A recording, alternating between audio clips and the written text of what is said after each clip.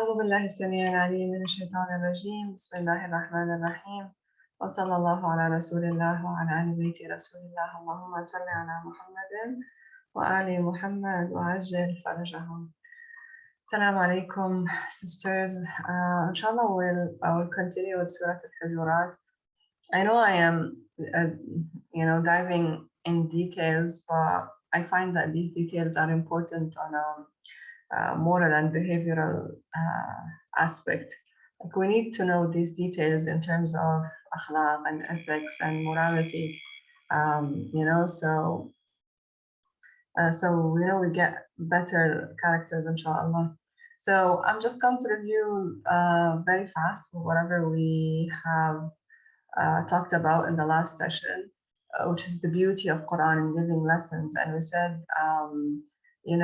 the Quran from these ayat, especially the ayah number 5, teaches us that different people should be dealt with according to their rank, according to their level of understanding, according to their abilities.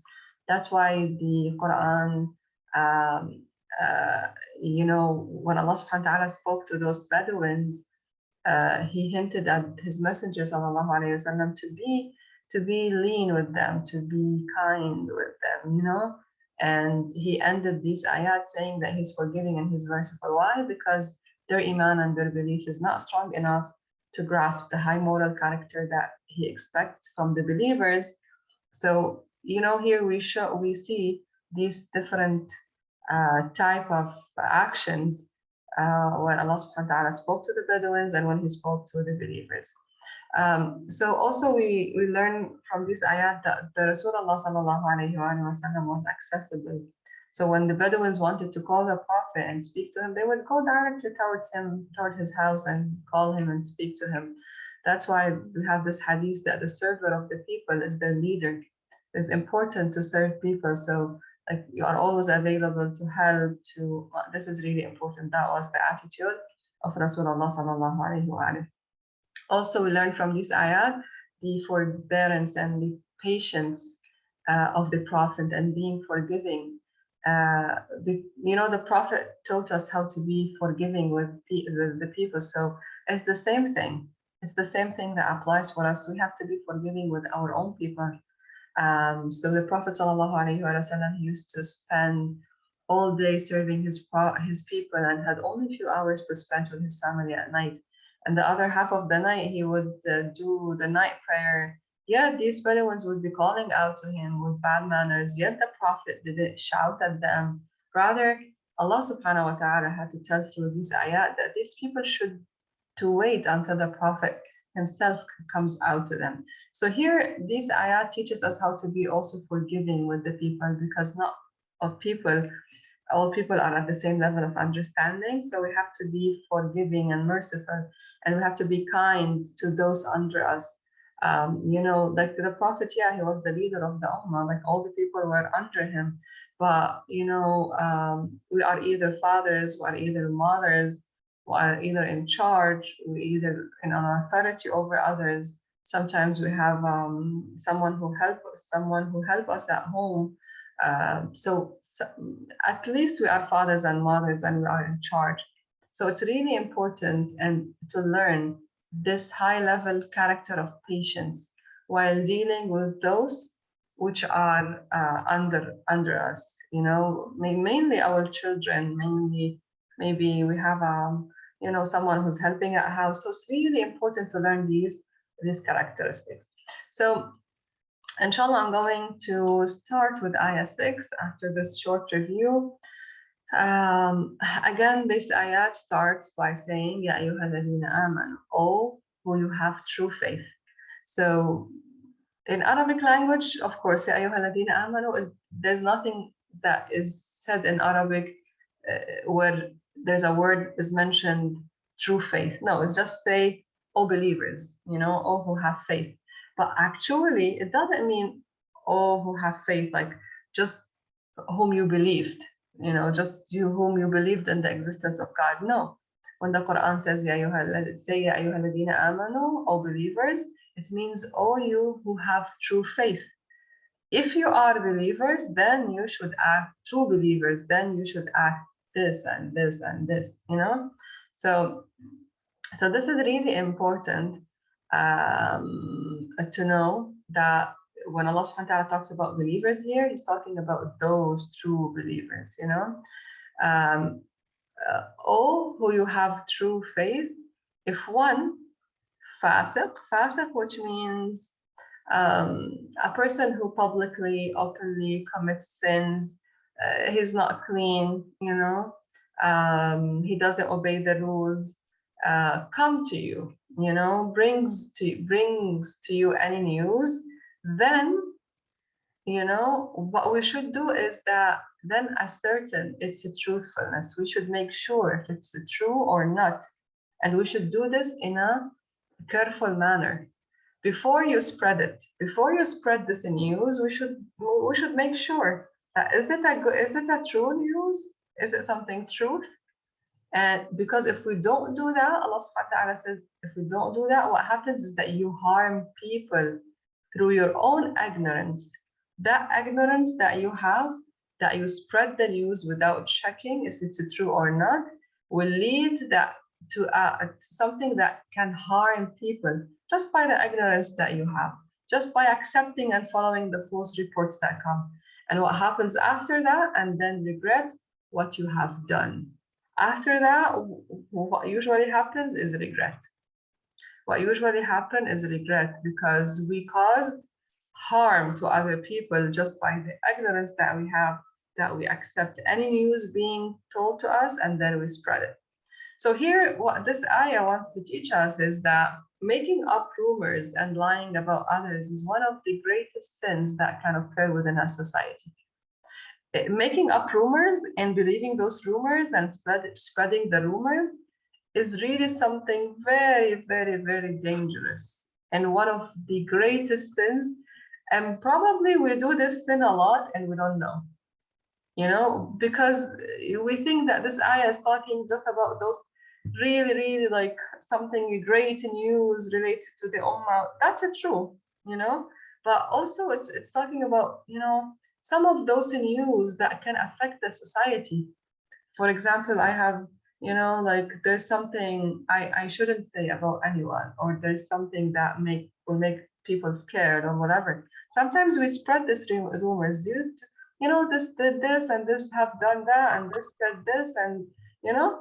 So making up these rumors and spreading it in the Islamic in the society is one of those greatest sins, because sometimes it can even place the life of other people in danger.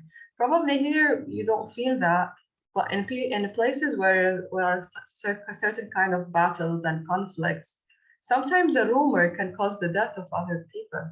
I'm telling you, I'm talking from the stories that we know where just one word could kill someone, you know. So it's really dangerous. So this act also can result in one's honor and dignity being stripped from another one. So probably you are spreading rumors that are not correct, that are false, and that news which is going to spread, there's an insult for the other person. That the dignity of the other person is going to be affected, and this is really, really scary because you know, a lot, you know, according to one of the hadith Qudsi by Allah subhanahu wa ta'ala, is that the dignity of a mu'min is more important in the eyes of Allah subhanahu wa ta'ala than the Kaaba. So just by harming a believer, by kind of, you know, harming his dignity is one of the most greatest sins that we can do, because it may paralyze that person's life within a society. People may look into that person into a different aspect, even if it is, as I said, yeah, this applies to huge image and very important news which is spread in the community. But sometimes, you know, you spread the news or you talk about or you gossip or you backbite one of one of the ladies, one of your friend or whatever. And sometimes this action leads that, you know, other people wouldn't have a good look for her. They would assume something bad about her. her life will be affected, how people will look at her will be affected. So this is really important. We have to actually, what we have to do is that we have to train our tongues and not to say any word which is which we shouldn't say, which can harm in any way. So that's the importance of always witnessing ourselves, asking ourselves, like, what do I gain if I say that? If I say this, will I be harming anyone? Will anyone's dignity is going to be harmed? Will this affect this lady? Am I going to destroy the good image of this lady in the eyes of someone?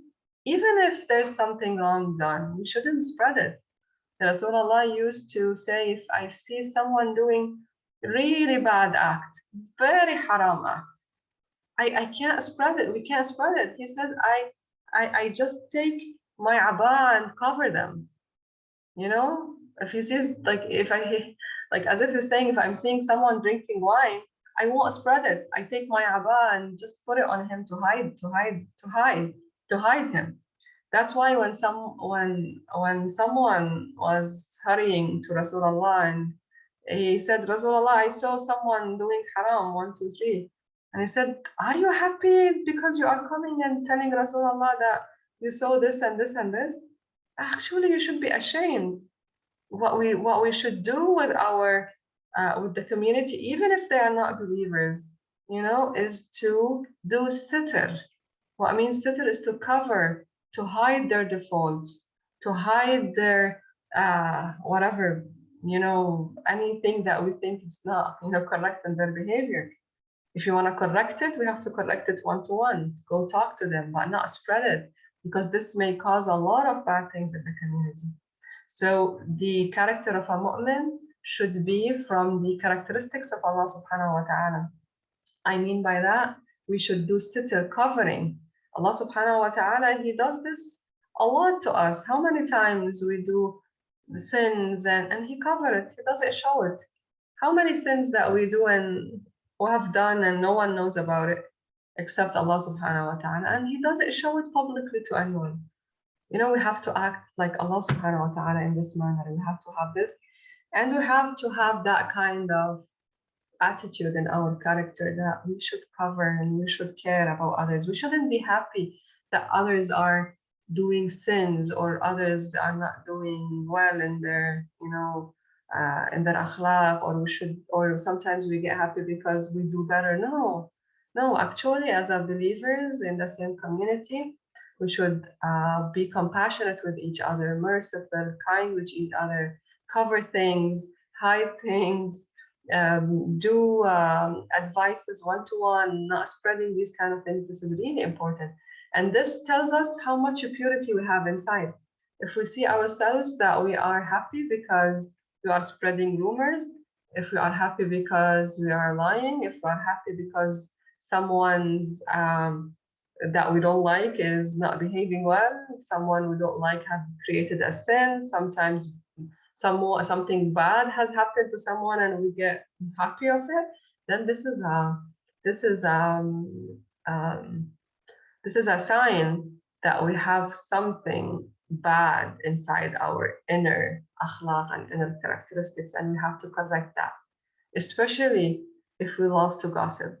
That's really a dangerous sign that we have something wrong inside. So that's why, how many times has information that has absolutely no foundation, ignited the flames of war between two people and resulting in a great loss and injury to both sides? This has happened. This has happened, and that's because there's a story that happened at the time of the Prophet. This ayah was revealed. There were people killed because a rumor was made and they didn't, check if this rumor is correct or no, and it resulted that certain people were killed because of this. So in order to prevent such a great injustice from occurring, the Islam has commanded the Muslims not to pay attention to just any piece of news or information that comes to them, and to not accept just anything that anyone says to them. Even I know that we are here, we are talking about really important issues, but sometimes we receive messages through WhatsApp, like, I don't know, messages that has no source, and we spread it, and sometimes people get scared of it, and sometimes people may assume something out of it, or so. No, we have to really take care and pay attention. If I have a news of information which is useful to spread, I have to make sure of the source. Who's the source? Because sometimes I will be spreading something that helps my enemies. Sometimes my enemies want me to spread these kind of rumors. So we have to pay attention. So rather, Muslims, instead of accepting any news, they are only supposed to accept the reports from those people who possess some, conscious and some fear of Allah subhanahu wa ta'ala. Because many people they spend rumors and, bad reports or whatever. They have agenda. They are sometimes the enemies of Allah subhanahu wa ta'ala, especially if we're talking at a larger scale. So we have to make sure that person who's bringing the news, is he trusted? Does he has fear of Allah subhanahu wa ta'ala? Is he an honorable believer? Or no, he's a Muslim, right? But he do sins, he doesn't have fear of Allah subhanahu wa ta'ala. I can't believe such a human being because he doesn't have fear of Allah. So it is the reports from those people who possess those ethical traits of justice and the confidence of their speech and reliance. I can rely on those people, and what the person says is the thing that prevent a person from making up false reports and lying and relating bits of news and information that are fabricated and unfounded. So here, the person who's giving me this piece of news, it's really important. I have to look. That's why the ayah says, if such a person comes to you, don't believe him. Don't believe such a person, because he doesn't have fear of Allah. Those information are fabricated. Maybe those are unfounded. Maybe those are spread by the enemies, and I'll be helping the enemies without knowing. So in order to prevent, as I said, just that great injustice, we have to pay attention to these kind of things. So in some important issues in relation to religion and the society in which the honor and the respect of a person or a group of person is important, we have been commanded not to take the word of only one just. When there's something really happening, important happening, and there should be a kind of shahada, like someone should say, I testify, especially at these important things.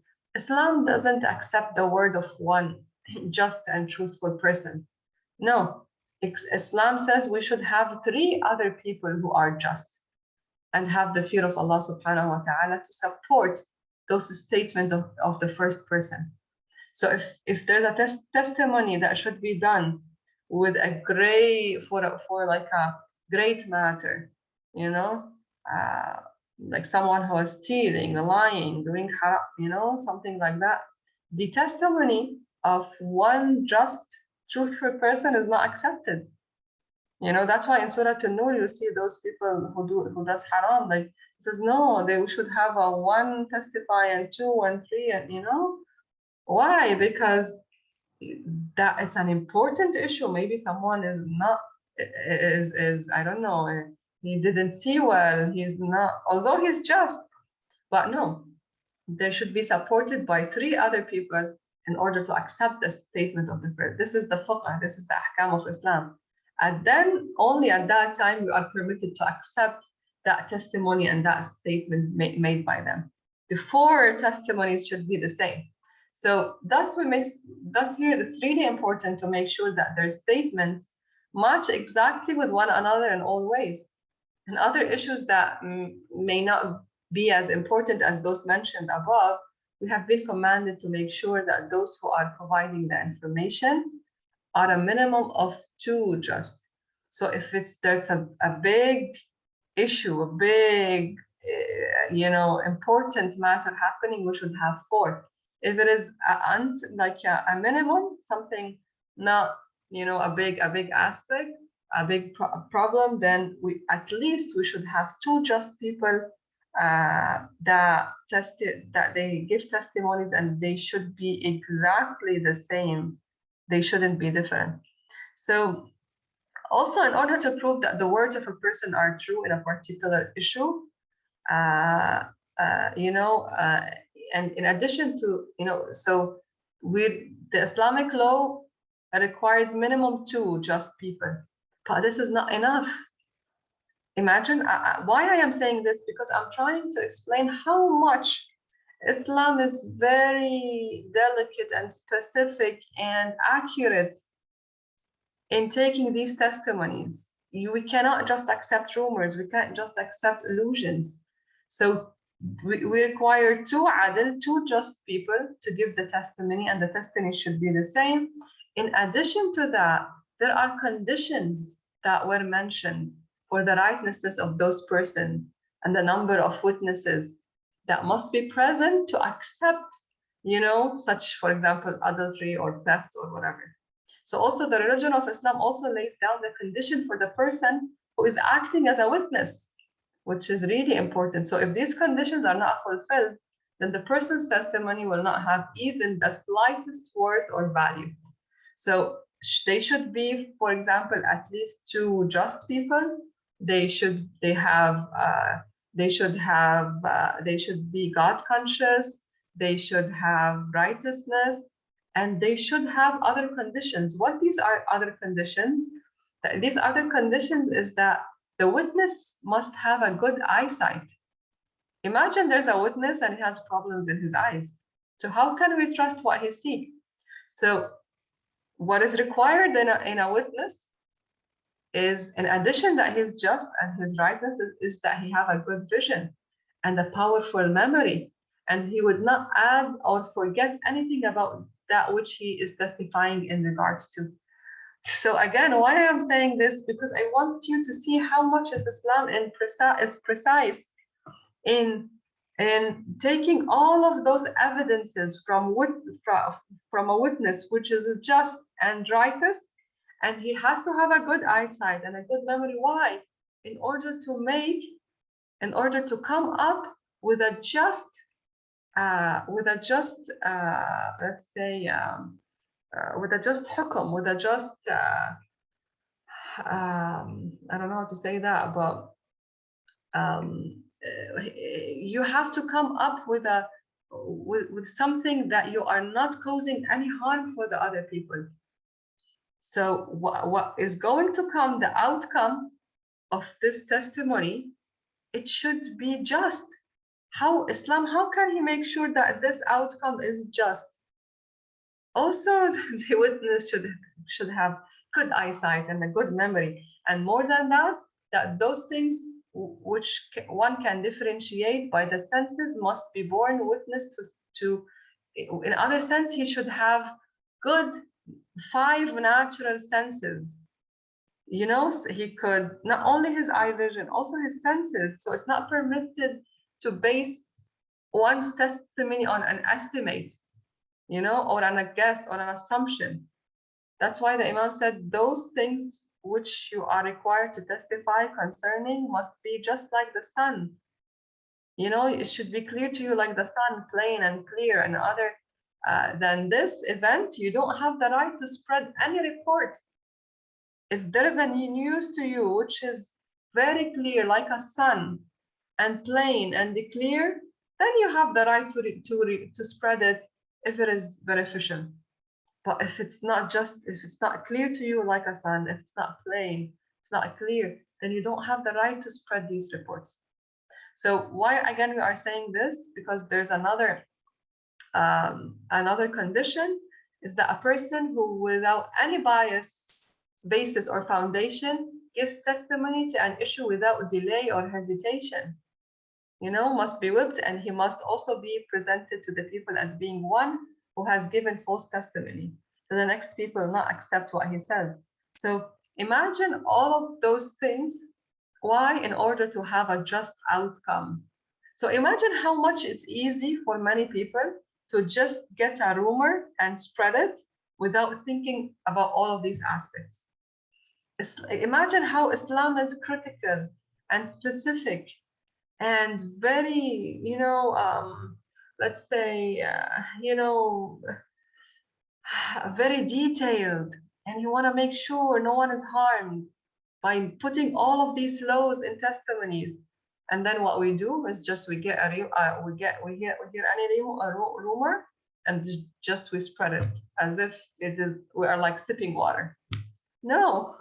So these conditions are proof that the religion of Islam, by specifying the prerequisites for the acceptance of any sort of information, is striving to protect the Islamic society from falling into dangers. Why Islam is saying don't spread rumors, make sure that this report is true, because Islam wants to protect this Islamic society from falling into danger. He doesn't want anyone to get harmed. He wants this Islamic society to be one ummah, one society. All of us, we love each other. We don't want to harm each other, you know? So this is really important, protecting the Islamic ummah from falling into dangers by making up these rumors and from the evil forces that formulate these lies, because many times those lies are formulated by the enemies of the ummah, and they give these news ready, and as if we are working for them, we are helping spreading these news for them.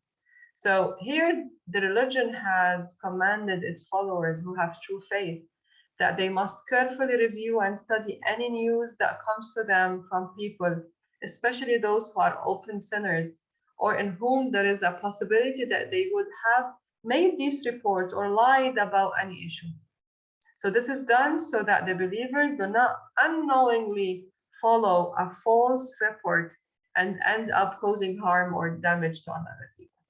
So another person. That's why we say it's really important, the dignity, to preserve the dignity of other mu'min, not to harm any other mu'min by any means. Any problem, any anything that we cause to the heart of a believer, any injury, any bad word, any bad look, any injury in his dignity that we cause to a mu'min is really something not easy in the eyes of Allah subhanahu wa ta'ala. So we should be really careful not to hurt or damage or cause any kind of harm to any other human being, not only to Muslims, because every human being is important in the eyes of Allah subhanahu wa ta'ala. So inshallah, we are going to stop here. And inshallah, next time we are going to continue into more details on the grammar part of this ayah. And sallallahu ala rasulillah wa ali bayti rasulillah. Assalamu alaikum wa rahmatullah.